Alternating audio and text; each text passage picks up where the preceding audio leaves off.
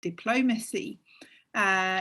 Today, we will welcome Martin, Peter Martin, sorry, who's a political reporter for Bloomberg News. He's written extensively on the escalating tensions in the US-China relationships and reported on China's border with both North Korea and also in its far western region of Xinjiang. He's previously worked for the consultancy APCO worldwide, around the world, also studied in a number of different places. We're both, I'm delighted to say, former students of Peking University, and he's also studied across the road from us at King's at the London School of Economics, as well as in the University of Oxford. But today he's going to talk to us about his book. Peter will speak for about 20 minutes, after which he and I will have a conversation about some of the key points and curiosities that it raised for me as a reader. And after that, we will open up to questions and answers from the audience and from Peter. So if you have any questions you want to put to Peter towards the end of today's event, then please pop them in the Q&A. And with no further ado, I hand over to Peter. Thank you, Peter. Thanks so much. It's a real pleasure to be here, and so I thought I'd speak about how I came to write the book. And then about some of the key arguments and findings in the book. So I arrived back in China in early 2017, and I'd been out of the country for a few years in Delhi and then in Washington, and it sort of immediately became clear that that Beijing had made such incredible strides when it came to its economic and its technological progress, but it was kind of struggling when it came to the world.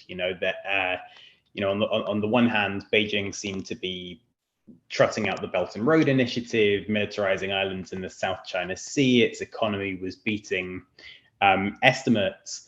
And China was on this kind of charm offensive, trying to make the most of the void created by the Trump administration, and yet somehow just seemed incapable of doing that. And the more the years kind of rolled on, the stronger the backlash to China's kind of international assertiveness seemed to become.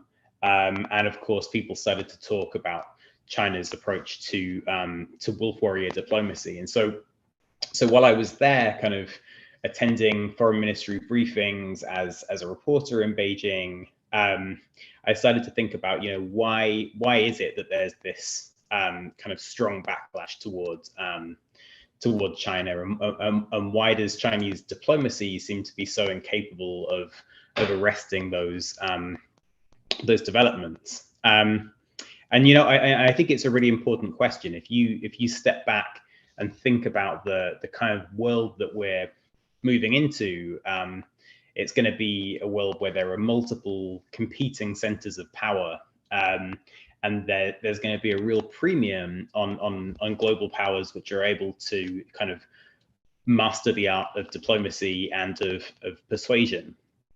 And the more I kind of looked into this theme, the more I started to see Chinese diplomats as kind of a microcosm of China's broader struggle to communicate with the world. And when as Kerry Brown at King's knows very well, when you interact with them on a personal level, Chinese diplomats can be suave, funny, sophisticated. They often speak multiple foreign languages. They're very well read. But when you sit down with them across an official meeting table, or you watch them get up on the podium in the foreign ministry, they can come across as suddenly quite ideological, stilted, and in the last few years also increasingly hostile. So I started to think about, what are the roots of this behavior? And I was doing interviews in Beijing, but I also wanted to find a kind of Chinese language source base that would help me to understand what makes Chinese diplomats tick. And I came across this collection of more than 100 memoirs by former Chinese diplomats, written covering the period from 1949 all the way through till today. And they're pretty boring books, but there are little details hidden in there which kind of illuminate what it's like to be on the front lines of China's quest to kind of charm the world and to communicate with the world. And when I started writing this book in 2017, this was a relatively niche topic. That there hadn't really been a book of this kind done on China's diplomatic corps before. But as the years went on and through the course of the coronavirus and until today, wolf warrior diplomacy has kind of become this front and center concern for policymakers all over the world, including, of course, in London. And we've seen examples of Chinese diplomats storming out of international meetings, telling foreign counterparts to shut up, spreading conspiracy theories about the origins of COVID-19, bursting into foreign ministers' offices across the world, and so wolf warrior diplomacy really has become kind of a pressing concern. But I guess what I found really interesting doing the research for this book was that while wolf warrior diplomacy seems incredibly new on the surface, its roots actually go back a very, very long way, indeed all the way back to the origins of the PRC foreign ministry itself. So when the People's Republic of China was founded in 1949, the PRC basically had no diplomats to speak of. It had kicked out the small number of Kuomintang diplomats who had stayed behind because the new communist government believed that they were too ideologically impure to represent the new government on the global stage. And the communists faced kind of a paradoxical challenge. They had spent the last few decades as an underground movement, kind of constantly on the run, constantly aware that there were outside threats to their power. And so there was a deep skepticism and caution about engagement with the outside world. But at the same time, there was also this deep need that the communists had to communicate with the outside, to build bridges, to win friends, and most importantly, to establish themselves as the legitimate government of China. And so to kind of square that circle, Zhou Enlai, who was the PRC's first foreign minister and also its first premier, came up with this approach to Chinese diplomacy, where he said that Chinese diplomats should model themselves on the People's Liberation Army. He said that they should think and act like the People's Liberation Army in civilian clothing. In other words, their kind of founding ethos was supposed to draw from the spirit that had allowed the PLA to propel the communists to victory in the first place. And what Zhou meant by that was that Chinese diplomats would be unfailingly loyal to the Communist Party, that they would be disciplined to a fault, and that they would display what he called a fighting spirit whenever they thought that China's interests had been challenged.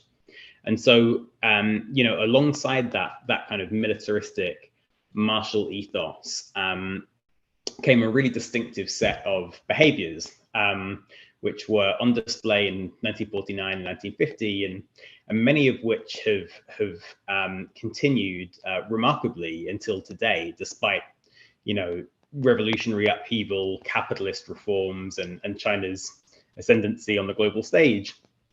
So Chinese diplomats will stick closely to talking points, even if they know that those talking points don't resonate with the person sitting across from the table from them. They typically move around in pairs to keep tabs on each other and make sure that no secret or sensitive information is leaked. They will often shout at foreign counterparts when they feel cornered, or they're worried about not looking tough enough back home. And they'll elevate even the smallest of incidents or perceived slights into major international issues if they worry that they'll be judged as disloyal if they fail to do so. And so this kind of ethos and these kinds of behaviors led to displays that we would now describe as wolf warrior diplomacy right from the outset. So in 1950, Wu Xiuquan, who was a kind of veteran revolutionary and one of the PRC's early diplomats, he led a delegation to the United Nations in New York. And he kind of had a scar across his face. He was this battle-hardened revolutionary soldier, and he delivered a speech there in New York, which Time magazine described as 2 awful hours of rasping vituperation. Basically, he made today's wolf warriors look like a bunch of wimps. And in the 1960s, Chinese diplomats, got into altercations on the streets of foreign capitals, handing out copies of Mao's Little Red Book, and actually in London, outside the Chinese representative office, Chinese envoys got in a literal fist fight with protesters, and one of them was even pictured wielding an axe. So that kind of gives you some sense of just how far those kind of wolf warrior type tactics were able to go back in those days. But it's really important, I think, to keep those kind of wolf warrior displays in the context of another alternative but very important tendency in Chinese diplomacy, which is a tendency toward charming the world and using that same discipline that Zhou Enlai had required of Chinese diplomats toward the end of winning friends and building influence. So in the 1950s, Zhou himself led a delegation to the Bandung Conference for developing countries and kind of set aside ideological disputes, set aside the status of Taiwan, and was able to really enhance China's reputation with non-aligned countries and really make strides for Beijing outside of the Soviet bloc. In the 1990s, in the aftermath of the Tiananmen massacre, Chinese diplomats spearheaded a 2-decade charm offensive, which culminated in the country hosting the 2008 Summer Olympics. So there's this kind of wolf warrior tendency, and then there's this other tendency toward charm offensive diplomacy, and those 2 approaches have tended to kind of cycle in and out over time. And I think in recent years, especially since 2008, we've seen a pretty decisive lurch back toward the kind of wolf warrior tactics and the combative assertiveness that we saw at times in the 50s and 60s. And I think that kind of shift has been driven really by 2 things. On the one hand, there is a kind of new confidence in Beijing, and on the other hand, there are these kind of enduring insecurities, which have existed since the early days of the PRC, but have been exacerbated by the nature of Xi Jinping's rule in China. So I think that the new confidence kind of stems from that period after China hosted the Olympics, but especially after the onset of the global financial crisis, when Chinese leaders kind of looked around the world and saw the slow and sometimes fumbling response of the US and especially European governments to the crisis, and contrasted that with their own ability to launch a massive stimulus package, and sort of began to think, you know what, we've been in this mindset where we've been learning lessons from the West for a long time. We've shown great deference to their system, but perhaps our system performs better under stress. So that kind of new confidence led to a kind of rash of pretty assertive Chinese diplomacy when it came to territorial disputes and international meetings throughout that kind of 2008, 9, 10 period. But really the new tone went into high gear under Xi Jinping, who became Communist Party boss in late 2012. And Xi, on the one hand, was talking about how China, the great cause of the rejuvenation of the Chinese nation.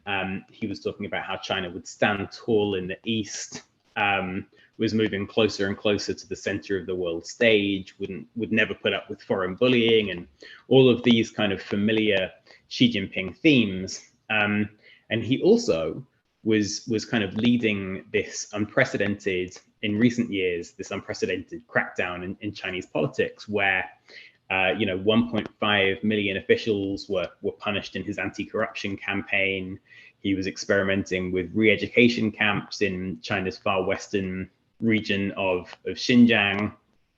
He abolished presidential term limits. He focused on party ideology and orthodoxy at home, and was very critical of foreign influences. And so from the perspective of Chinese diplomats kind of watching all of this unfold, you had a boss who was setting this strident and ambitious new tone for China, and you also had this constant reminder that if you found yourself on the wrong side of politics in Xi Jinping's China, the consequences could be pretty dire. And of course, it's important to remember that we look on at those changes, and it might seem slightly concerning to us, but for Chinese officials, there's this rich context and historical awareness that the foreign ministry has been through multiple rounds of purges in its history, where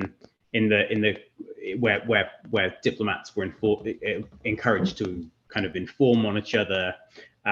Diplomats were encouraged of disloyalty to the party center, and in the Cultural Revolution, junior diplomats using charges of disloyalty like that, even locked Chinese ambassadors in cellars and beat them, and all kinds of terrible things like that. So there is this deep understanding that if you get on the wrong side of trends in Chinese politics, the consequences can be pretty bad. And so I think that kind of constellation of things came together, a new ambition on the one hand, and a concern for the direction of Chinese politics on the other, to kind of create the kind of phenomenon that we now refer to as wolf warrior diplomacy. And that tone really went into high gear after the outbreak of the coronavirus pandemic, where once again we saw this kind of combination of confidence and insecurity at play.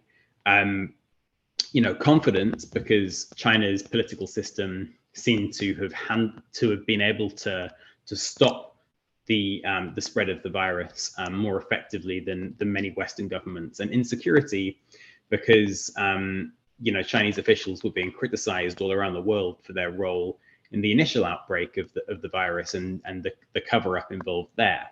And that led to a series of the kind of outbursts that I detailed at the start of this talk, which were all apparently cheered on by President Xi, who even issued a handwritten note to the foreign ministry calling for more fighting spirit from his diplomats. And if one Chinese diplomat in particular has kind of become synonymous with this new approach to diplomacy. It's Foreign Ministry spokesman Zhao Lijian. So Zhao was a relatively obscure figure posted to China's embassy in Islamabad, and he got himself into a Twitter spat with former National Security Advisor Susan Rice, which saw him kind of rocketed to domestic fame in China. When he returned to the country, he was greeted by a small band of nationalist young Chinese diplomats in the foreign ministry who literally applauded his return. And he was appointed foreign ministry spokesman, making him one of the most high-profile representatives of the Chinese government to the world. And he's used that position to anger people ranging from, Australia's Prime Minister where he posted a doctored image of an Australian soldier kind of torturing an Afghan child. He angered the Trump White House when he suggested that the US Army had deliberately spread the coronavirus pandemic in Wuhan. And he's been kind of joined by a whole cast of characters, people like Gui Tongyo, who just left Sweden, where he was serving as China's ambassador there. Gui was called into the Swedish Foreign Ministry 40 times in the space of 2 years. And when he was asked about his behavior and why he was so provocative, he said that for our friends we have fine wine, and for our enemies we have shotguns. It's important to remember that not everyone in China's foreign ministry likes this new tone. There are people who have warned against it. Yuan Nansheng, who was China's consul general in San Francisco, issued a warning where he kind of said that there was this disturbing trend toward extreme nationalism in Chinese foreign policy, and he suggested that China needed to return to a more low-key approach to diplomacy. And even Xi Jinping, in a speech earlier this year, talked about the importance of China cultivating a lovable image overseas, which I think was at least a kind of tacit recognition that China and its behavior has been more frightening than lovable in recent years. But as I said, these kind of outbursts have deep roots in the Chinese political system, as anyone who pays attention to the history of China's diplomatic corps will know. And anyway, so Astrid, I'll leave my remarks there, and I look forward to a fun discussion. Wonderful. Thank you so much, Peter. That was really exciting, as is your book. And may I say to anybody in the audience who hasn't already read this book, that it's an absolutely delightful read. This is one of the perks of reading things written by journalists, is that they know how to write so that people can enjoy and follow their writing. So put it on your Christmas gift list for your mum, your dad, and your mates, because they'll all be able to enjoy and get something out of this, just as academics do. So I have a number of kind of curiosities really in relation to your book.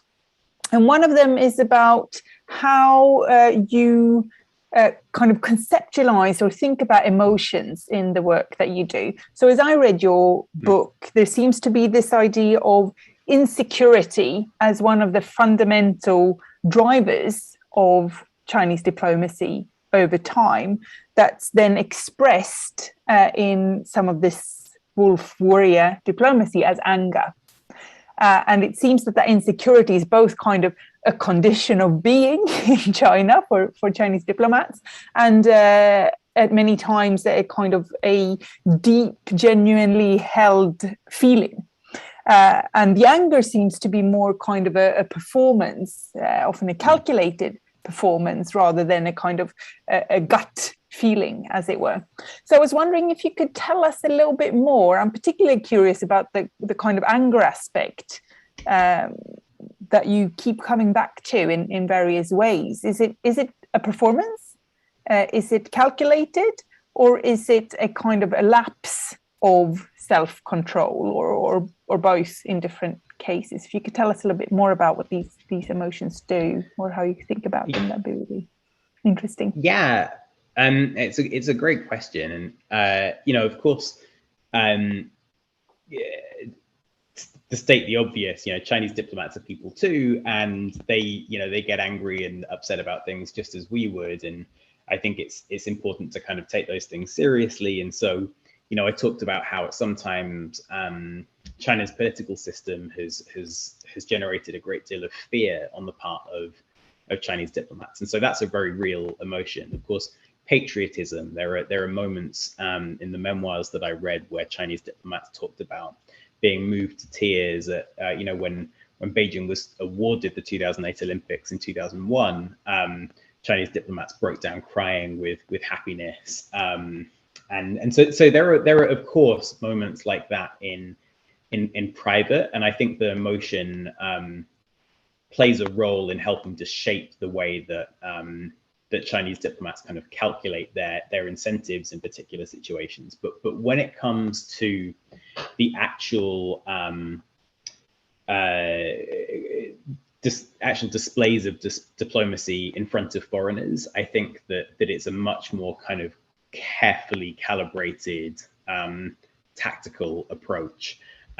So, Yang Jiechi is someone who comes to mind as an example. He's China's top diplomat now. He's on the Politburo, but he's been, he began his training as a diplomat in the early 70s at the tail end of the Cultural Revolution, has been involved in US-China ties ever since the late 70s. And when you talk to people who have dealt with Yang, he's capable of, extreme charm and, warmth at times. And then he's also capable of these kind of famously withering dress downs of foreign counterparts, where he'll talk about issues like Taiwan and Tibet until he's literally red in the face. He'll raise his voice.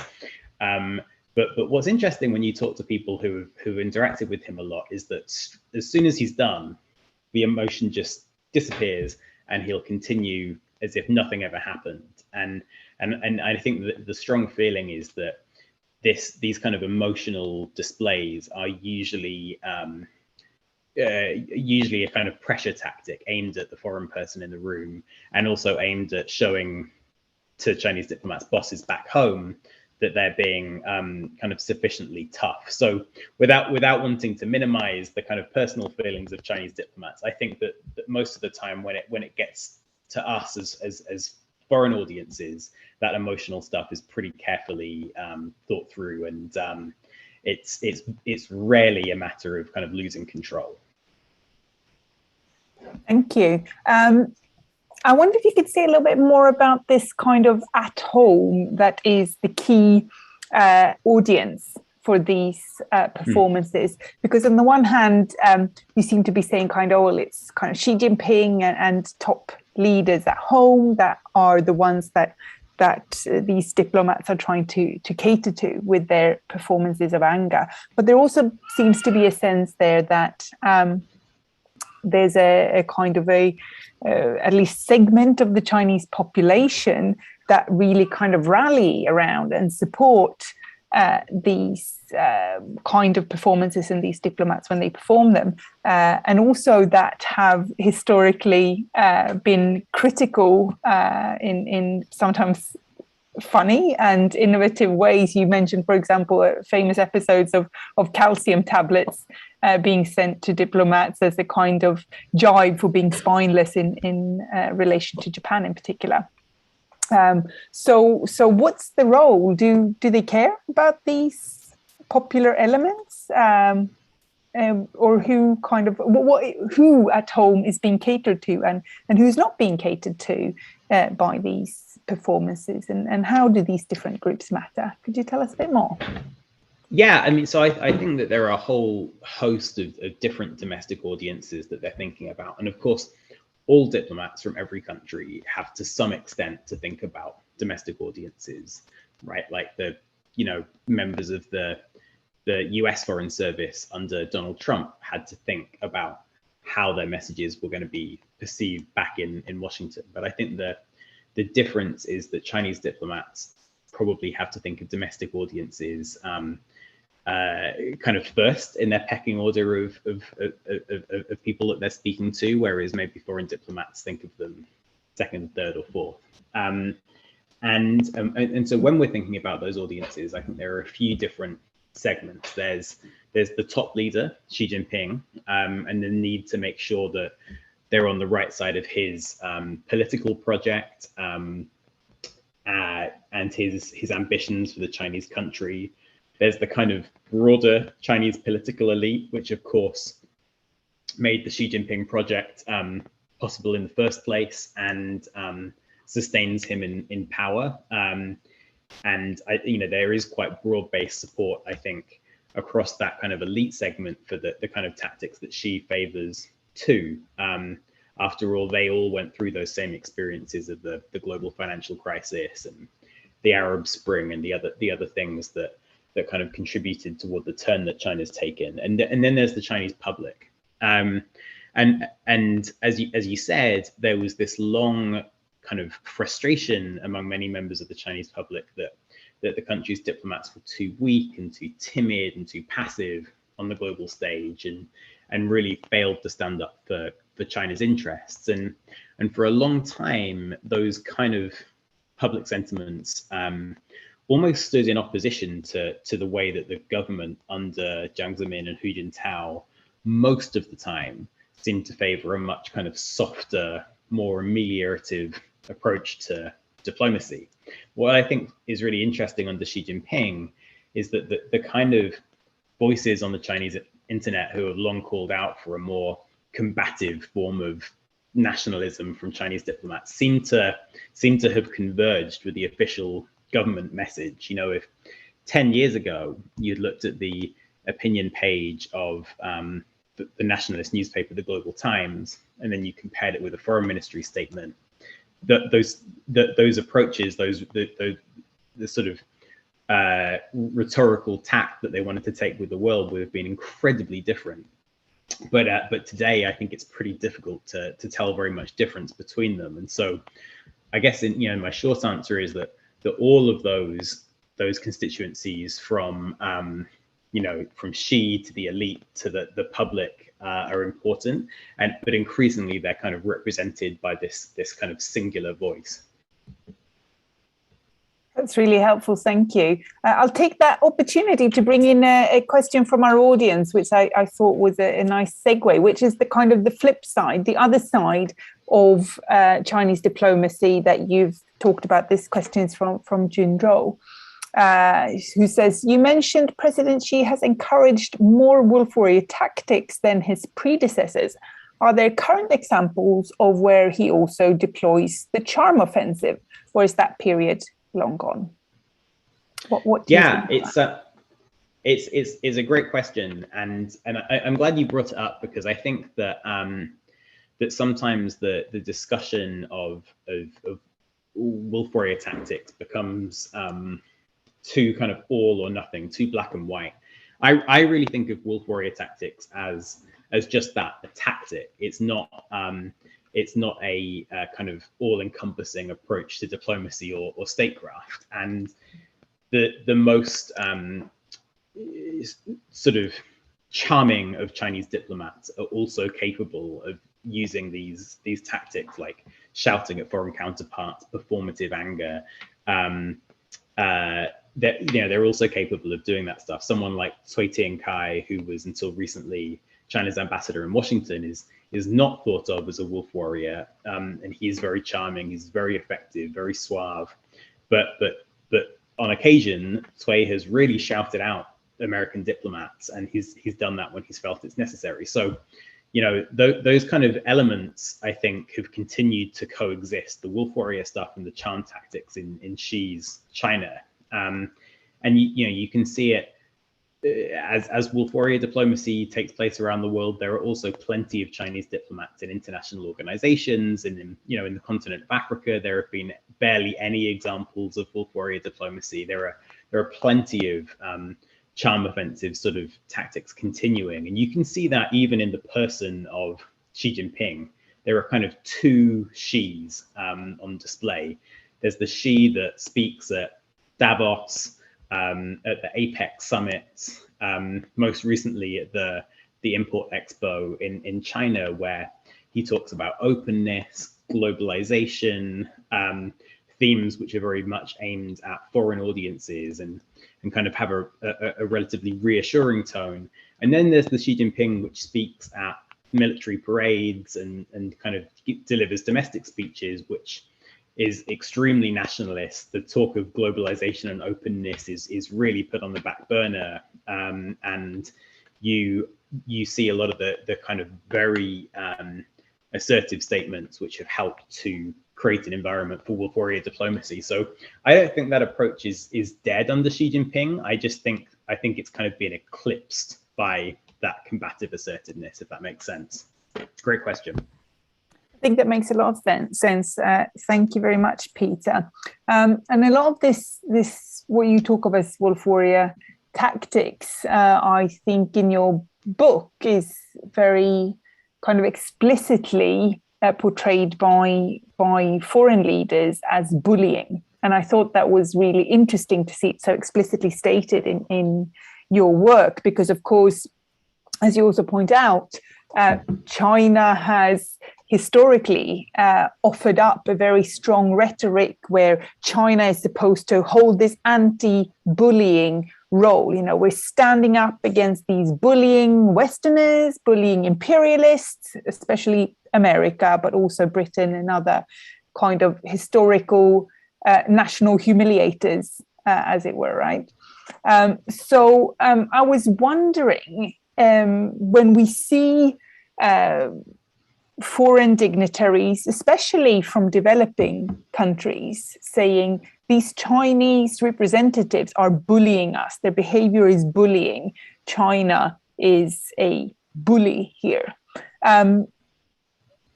There seems to be these kind of, it jars very, very strongly with that historical role as the one who stands up against bullies that the PRC leadership has tried to portray since the founding of the People's Republic. To what extent does that matter? So if the key audience is a home audience who may never be aware of these kind of accusations of bullying from abroad, or who might say, well, this is just bullying of us, right? This is bullying of China, if you call us a bully. To what extent does it matter? Is there a jarring in anybody else's mind? And if so, does it matter if that idea of being the anti-bully was never intended for an international audience anyway? It's a really thought-provoking question. So I think the approach of the sort of mindset that Chinese diplomats when they start behaving in this way is much more defensive than it kind of first appears from the outside.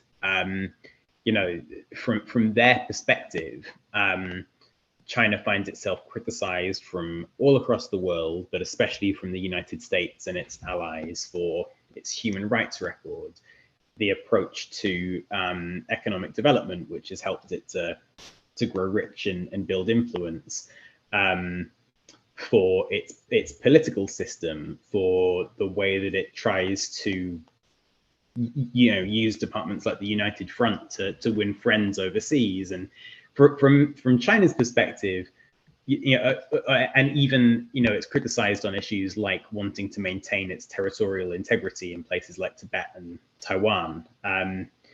You know, from the perspective of the PRC government, China is being kind of unfairly ganged up on, and when its diplomats try to stand up for the country, they get called names, wolf warriors, and things like that.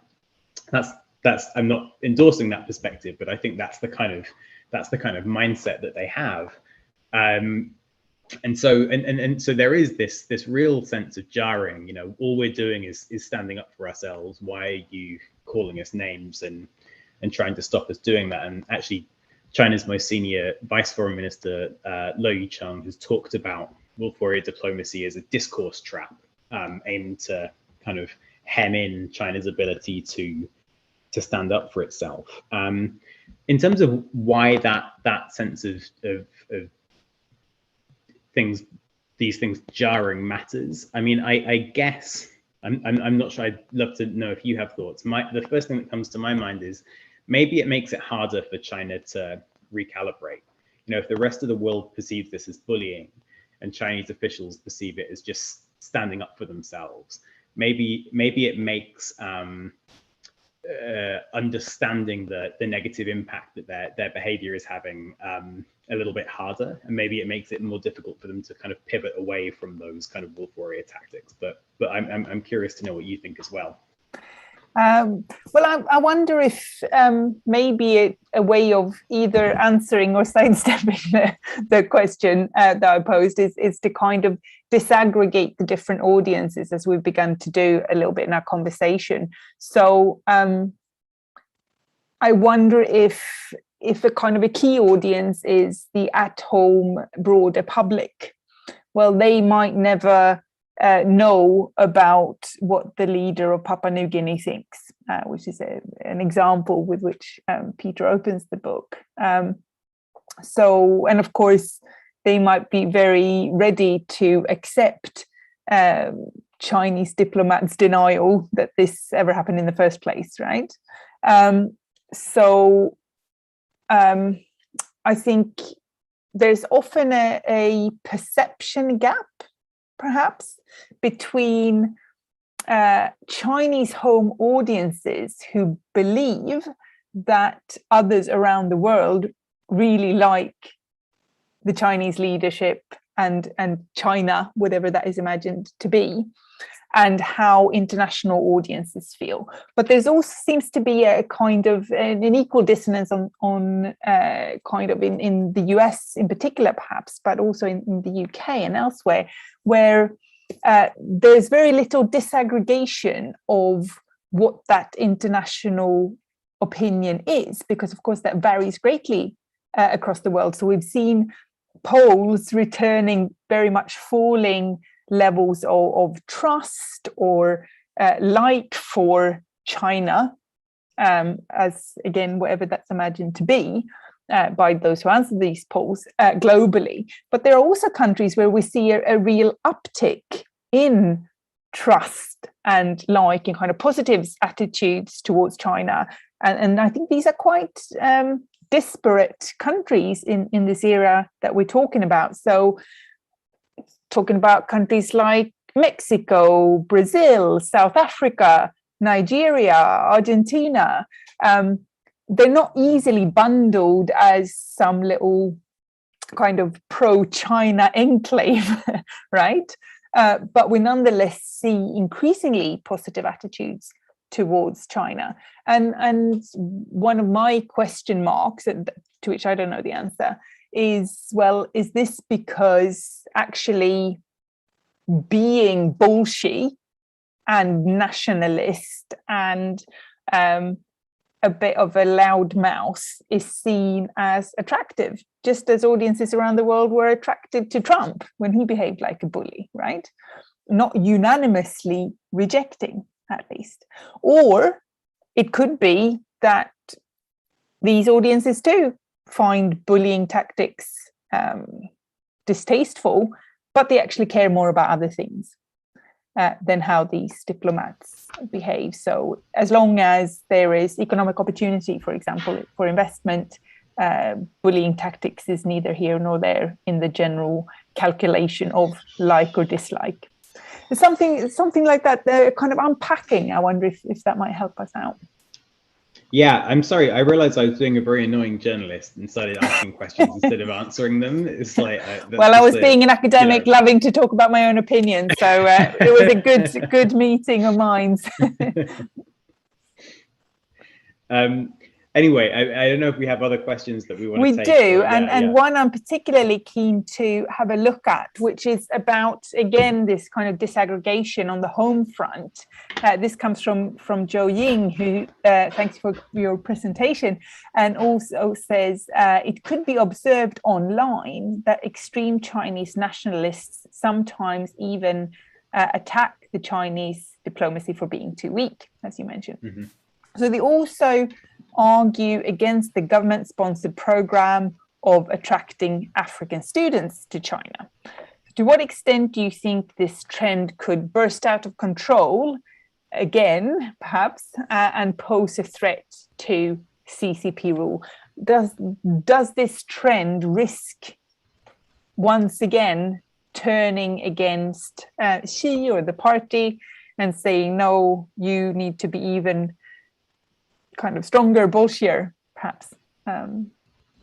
You're not nationalist enough, as we've seen on the previous leadership. Yeah, I think it's an excellent question, and it's kind of interesting to unpack. So just even despite the much more assertive approach that Xi Jinping has taken to diplomacy, there are issues like when China and India's militaries were clashing on the border in the Himalayan region. Chinese, nationalists on the internet were, many of them, very, very upset that the Chinese government was being too weak on that issue, despite the perception all around the world that China was the one that was being aggressive. And you cited the role of African students, and I think you could also cite strong Chinese domestic animosity toward accepting Syrian refugees a few years ago, as well as an example of that kind of popular nationalism and nativism. And I think the Communist Party has always had kind of a quite difficult relationship with that. On the one hand, it's been a huge source of the party's legitimacy. From the very early days when Mao Zedong said that China has stood up in 1949, and especially after the onset of the patriotic education campaign after the Tiananmen crackdown. And it's been that kind of popular nationalism has been something that the Chinese state has been able to kind of co-opt and use as a source of its own ruling legitimacy. But at the same time, there's always been this great fear that things would get out of hand. And of course, we saw examples in the 90s and the 2000s where popular nationalist protests would start to move into kind of criticizing the government as well. And that was seen as something that's quite threatening. And I think kind of a proof of the fact that the government found that threatening was that Xi Jinping has shut that down as an avenue of popular expression. He's been very nationalistic in the rhetoric that he's used. He's also encouraged further patriotic education, but he has not allowed nationalist protests on the streets of China in the same way that Jiang Zemin and Hu Jintao did. And I think that reflects the fact that he and the rest of the ruling elite see that kind of nationalism as quite threatening. Another area arguably where they see it as threatening was when they entered into trade negotiations with Donald Trump's United States, and there were accusations that the Chinese government was being pushed around and bullied, and also on the question of Taiwan. I think there's a great deal of concern about that kind of nationalism getting out of hand, and so it's very, very tricky for the government. Thank you. We have in our chat a really long comment from Kerry Brown. Kerry, I think you're there. Do you want to just unmute yourself and stick your camera on? And I'm not sure I can't put my camera on, so this is going to be like the voice. Peter, this is the voice of Xi Jinping.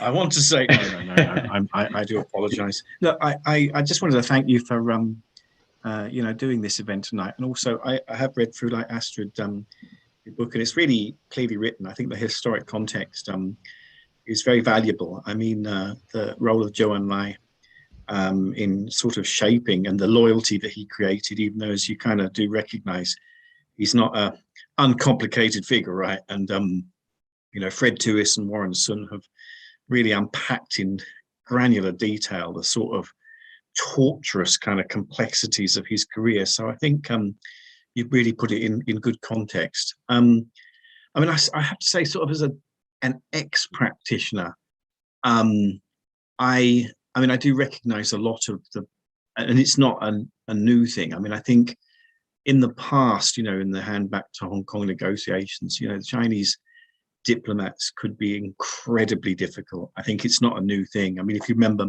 I think it was Liu Ping who was Chris Patton's interlocutor, and kind of would use the most incredible rhetoric, savage rhetoric about him. And in the Cultural Revolution, you can remember the kind of things that they would say, diplomats then. So it's sort of not so kind of surprising in some ways. But I suppose what I've sort of been struck by is and was thinking when I read your book was, you probably remember, Peter, the Ministry of Foreign Affairs always sort of was a bit of a kind of sideshow. Remember, the real power was in the military or security, and it was like regarded, I think it was 5,000 or 6,000 personnel. I mean, it's not a big, ministry.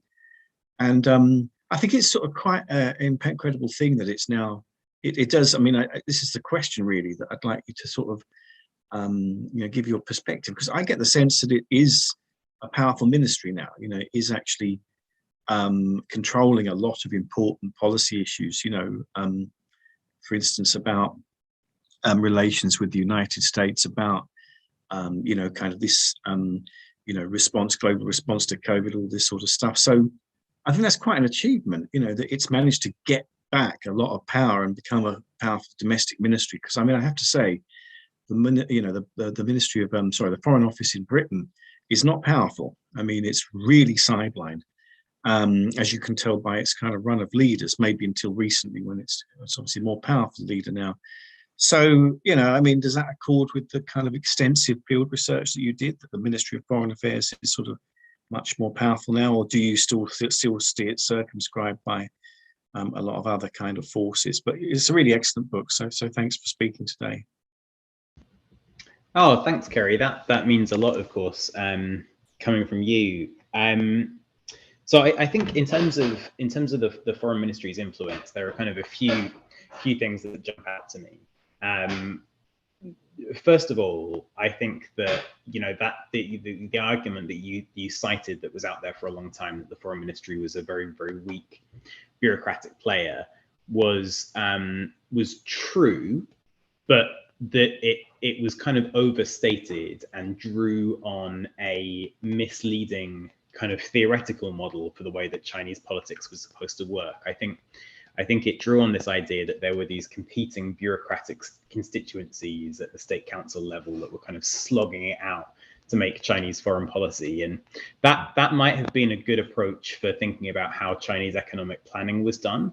I don't think it was an especially good approach for thinking about the way that foreign policy was made, where I think that the CCP's political elite thinks much more in terms of having a range of tools at their disposal, ranging from the ministries that do economic sanctions through to the military, through to diplomacy, through to United Front organizations, and they were able to pick and choose from those at will, and diplomacy was just one among many tools. So I think that kind of older argument had some flaws in it from the outset, but I do think that there has kind of been and in addition to that, people made that argument at a time when globally foreign ministries had a kind of shrinking role, not just in China, but as treasury departments, for example, took on a larger role in global economic negotiations, or ministries engaged in environmental protection took on a greater role in diplomacy. So the role of foreign ministries kind of shrunk around the world. Anyway, that's all context. I do think it's absolutely right to say that in the last few years, the foreign ministry in China has taken on a little bit more prominence than we've seen, and I think that that's kind of a function of you can see that in a couple of areas. The elevation of Yang Jiechi to the Politburo, making him the first Chinese diplomat to hold that position since Chen Qichen in the early 1990s. And also some of the internal reforms that have taken place in the foreign ministry, where ambassadors have been given a much stronger role inside Chinese embassies. I think those changes are a reflection not so much of a power push from the foreign ministry, but of the fact that Xi Jinping wants everyone singing from the same hymn sheet, and he doesn't want SOEs making policy on the ground, the Ministry of Commerce having a great deal of influence on foreign policy. You know, he wants all of these ministries and all of these state entities to kind of speak with one voice, and the foreign ministry has been one of the best ways for him to exercise that wish. And so I think that accounts for some of it. The other factor I think at play is you know, the foreign ministry is, even at its weakest, the foreign ministry has kind of played an outsized role in representing China to the world, because China's leaders give speeches, as you know, in this kind of like strange Marxist language that the rest of us struggle to understand, and because the Chinese civil society and the Chinese private sector is so constrained in the way that it communicates with the outside world. It's kind of left the foreign ministry with this kind of outsized role representing China. And I think as Xi Jinping has cracked down on business leaders like Jack Ma speaking out and speaking their minds, as he has further controlled China's cultural industries, Chinese civil society, that role has only grown larger. And so, very long-winded answer, but I think those two trends contribute to that increased prominence for the foreign ministry. Wonderful. Thank you so much, Peter.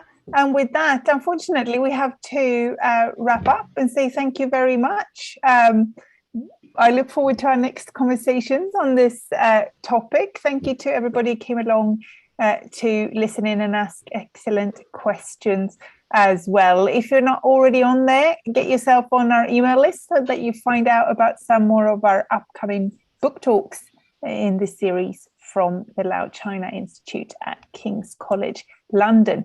Thank you so much, Peter, for a wonderful talk and wonderful discussion, and have a nice rest of your day, a nice rest of your evening to those who are Zooming in from the UK. Thank you, everybody.